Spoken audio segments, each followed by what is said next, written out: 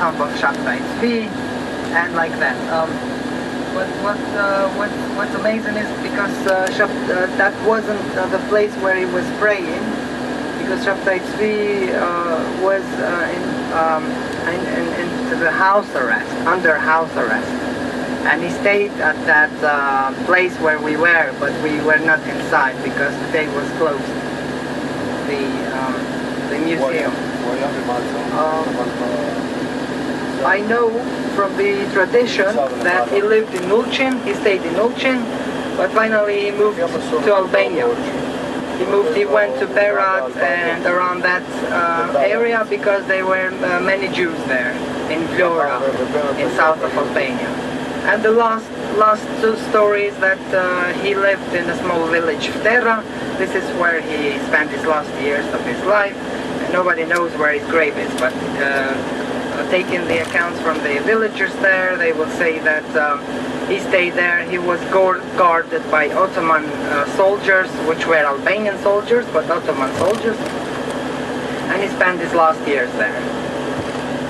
So the family of Abdul said that our family came from Turkey some 570 years ago. This was 100 years or more before Shbtai Tzvi came. Because Shbtai Tzvi came sometimes in the 17th century, or 18th in fact. Yeah.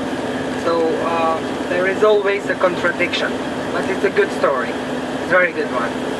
Yes.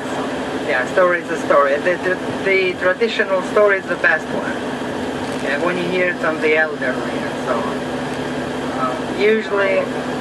Usually in my mom's family, they will not write down, or their predecessors and so on, but they will just pass the story from father to son, and so on. If you ask my uncle, he will say, no, that's not the Shbtai Tzvi grave, because he doesn't have a grave. He will come back. Right? It's similar to the Moses story. Yeah. What was amazing, because in 2008 I was at this house, and there were no pictures, no photos around the wall. So they placed some photos with the mosques and so on. And some of the mosques, they don't even know where that mosque is, from which place. And the tombstone is also covered, identical with the graves of the Bektashi. But Bektashi are a sect that they also adopted some Muslim way, Islam way, and some little bit of Christianity and Judaism also. They are really, in regards to what they practice, they are very tolerant to other religions. And it's possible that the Bektashi also got some teachings from Shbtai Tzvi. Yes. So the tombstone is covered, is very similar to Bektashi graves, and to some person that was a pious one. Some leader. This is how they cover the graves, the tombstone. There are some more places. Yes, in Albania you have that a lot. The headquarters of Bektashi sits in Tirana, Albania, for the whole world.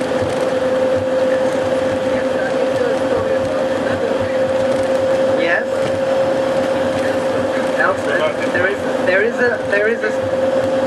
There is a story, one in Berat, and the most promising one is in that village, Ftera, because it's not far from Berat, and this is where he spent, based on his letter that he sent to the Jewish community, because although he converted to Islam, he was keeping the Judaism, he was keeping the faith, the religion, the Jewish religion. When was the main Jewish community in his time, and what's the story that they sell everything and waited on the sea to see the Mashiach? The main Jewish community in Albania, because Ulcin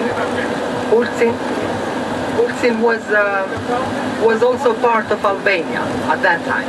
Ulcin? Yes. And the main Jewish community where you had there in Vlora and Berat. The seeds, their seeds. And they were selling all the treasury and waited on the sea to see the Mashiach? What is the story? No. גם באירופה. Okay, the Shbtai Tzvi story is that he was excommunicated from the Jewish community, or from Israel and from other parts of the world. The Jewish leaders at that time, they probably sent letters to their colleagues or Jewish leaders around the world, do not accept this man. Do not accept. Yes, because he basically is preaching something which is in contradiction with the Torah. Okay, but again, Shbtai Tzvi managed to keep the contact with the Jewish community. He said that he's Muslim, but inside house he will keep all the rituals that are identical with the Jewish religion.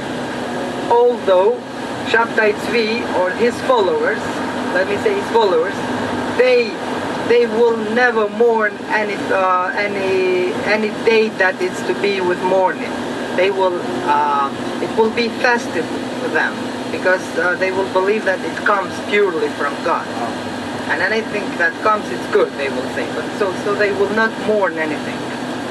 In regards like you have Shabbat and so on. Yeah. But they will not do that.